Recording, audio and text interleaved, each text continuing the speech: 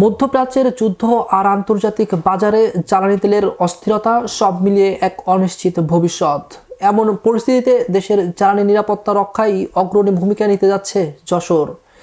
বিদ্যুৎ সাশ্রয়ে সারা দেশের সামনে এক অনন্য দৃষ্টান্ত স্থাপন করতে চলেছে এই সীমান্ত শহর। বিস্তারিত প্রতিবেদনে। আজ বৃহস্পতিবার দুপুরে Jessore chamber of commerce industries কার্যালয়ে বসেছিল এক মতবিনিময় সভা। ব্যবসায়ী নেতা, সুধী সমাজ এবং বিদ্যুৎ বিভাগের কর্মকর্তাদের উপস্থিতিতে গৃহীত হয় কিছু ঐতিহাসিক সিদ্ধান্ত। আগামীকাল থেকেই জেলা জুড়ে বন্ধ হচ্ছে সব ধরনের শৌখিন আলোকসজ্জা। শুধু তাই নয়, বাণিজ্যিক ও আবাসিক ক্ষেত্রে বিদ্যুতের ব্যবহার এক ধাক্কায় 50% নামিয়ে আনার পরিকল্পনা নিয়েছে সংগঠনটি। Senior vice president Sajjadur Rahman Suja জানান, আমরা চাই যশোর সারা দেশের জন্য একটি মডেল হোক। বৈশ্বিক এই সংকটে আমরা যদি আগেভাগেই সচেতন না হই তবে সামনে বিপদ আরও বাড়বে। তাই আমরা সব ধরনের আলোকসজ্জা বন্ধ এবং রাত 8টার পর সাইনবোর্ড নেভানোর সিদ্ধান্ত নিয়েছি।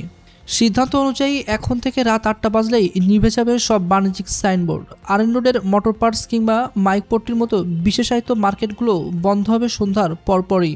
তবে ঈদকে সামনে রেখে পোশাক ও জুতার দোকান খোলা থাকবে রাত 11টা পর্যন্ত, কিন্তু সেখানেও জ্বলবে মাত্র সীমিত আলো।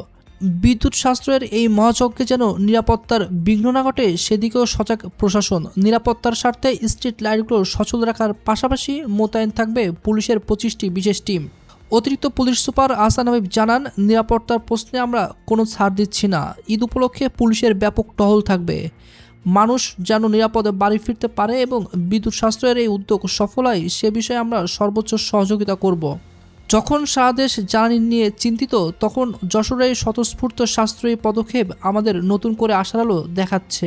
ব্যবসায়ীদের এই ঐক্যবদ্ধ সিদ্ধান্ত যদি দেশ জুড়ে ছড়িয়ে পড়ে তবে জ্বালানি সংকটের মোকাবেলা করা অনেকটাই সহজ হবে বলে মনে করছেন সংশ্লিষ্টরা। শাহরিয়ার রাকিব, ধ্রুব ডেস্ক।